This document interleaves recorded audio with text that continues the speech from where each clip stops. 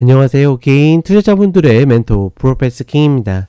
자, 오늘도 점심시간 어김없이 런치박스를 들고 왔습니다. 자, 일단 지수적으로 봤을 때는 코스피가 굉장히 강한 모습을 보여주고 있고 코스닥이 약한 모습을 보여주고 있죠. 결국은 지금 코스피 같은 경우에도 사실은 하락 종목이 더 많거든요. 근데 삼성전자, SK하이닉스, 현대차, 기아 뭐 이런 종목들이 계속 힘을 보여주고 있다 보니까 지수를 이끌고 올라간다. 사실 다만 이제 그렇다라고 해서 개인 투자자분들이 여전히 먹을 수 있는 것들은 별로 없다라고 보고 있고, 그 다음에 문제는 코스닥이죠. 코스닥 같은 경우에는 누가 움직여야지 지수가 움직인다고요? 뭐 그게 지수가 먼저냐, 종목이 먼저냐, 뭐 닭이 먼저냐, 알이 먼저냐, 뭐 이런 이야기일 수도 있겠지만 결국은 2차 전지가 움직여야지 코스닥의 지수가 움직이는데 2차 전지가 움직이지 못하다 보니까 계속 같이 흘러내리고 있다. 뭐 이렇게 보시면 됩니다.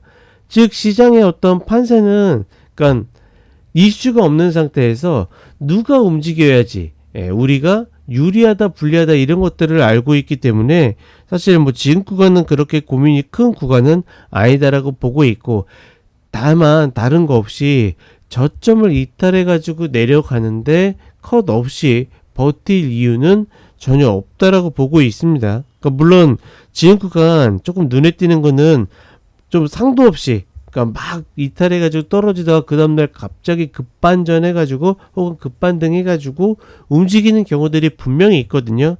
근데 그런 것들은 우리가 예측할 수 있습니까? 예측 못해요.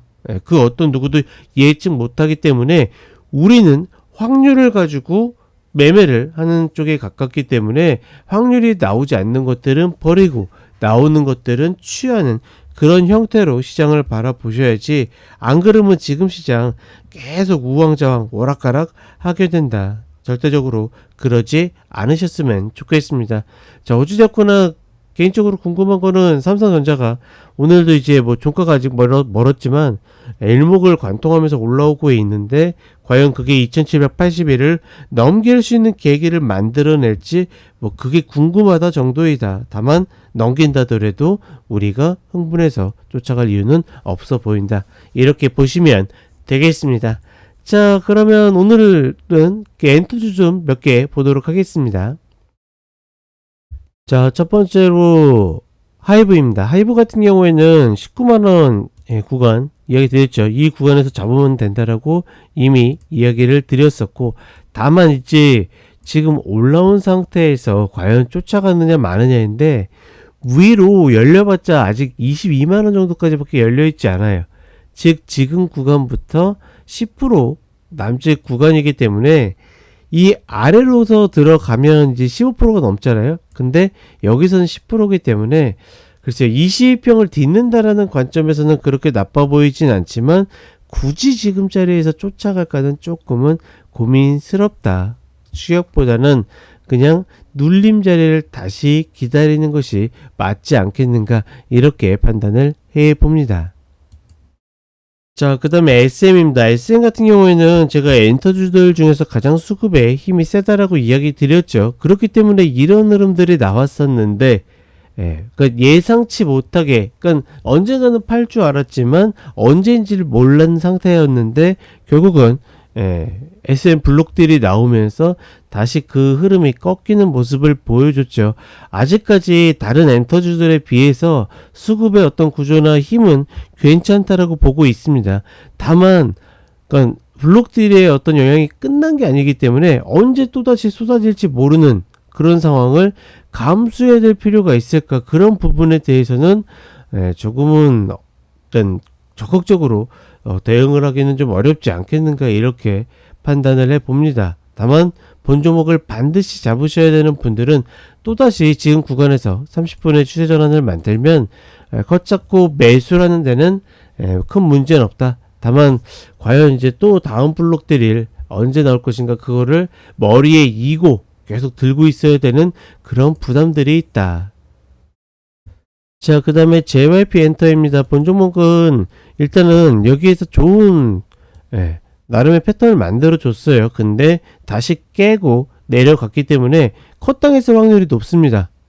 그리고 컷이 나가야 정상이에요. 특히나 최근에는 어떤 종목들의 움직임이 저점을 갱신했을 때 쌍바닥을 만드는 흐름보다는 그대로 밀고 내려가는 형태가 훨씬 더 많기 때문에 지금 구간에서는 그런 거에 미련 갖지 말고 내가 컷 당하게 되면 그냥 내주는 것이 맞다. 이런 흐름들 좋은 흐름이 나올 거라고 봤는데 그대로 깨고 내려가면 주고서 다시 그렇죠? 다시 추세 전환을 만들면 그때 들어가도 늦지 않는다. 안 그러면 지금 이대로 툭툭 계속 빠지는 흐름들이 있기 때문에 조금은 조심해야 되고, 본 종목 원래 예측 매수를 기다리는 구간이 있다라고 그랬죠. 얼마였죠? 5만원짜리였죠. 그 자리가 오지 않는다라 그러면 예측 매수로 들어가기는 좀 어렵다. 이렇게 인지를 하시면 될 것 같습니다. 자, 그리고 마지막으로 YG 엔터테인먼트입니다. 본 종목 같은 경우에는 나름 바닥을 잘 만들고 있죠. 게다가 지금 39,200원의 저점을 지켜내고 있기 때문에 다른 거 없습니다. 다시 이렇게 내려가다가 또 어떻게 추세 전환을 만들면 그때 매수를 들어가면 된다. 아직까지는 뭐 계속 이 흐름을 타고 내려가고 있기 때문에, 그러니까 예를 들어서 추세 전환 저 위에 만들었는데요. 저런 자리에서 매수하면 되지 않나요? 라고 질문할 수 있어요. 상관없습니다. 무슨 얘기냐면 얘가 마지막으로 추세 전환해서 돌파될 거라고 믿는 분들은 저런 자리에 당연히 들어가야죠. 대신 뭡니까?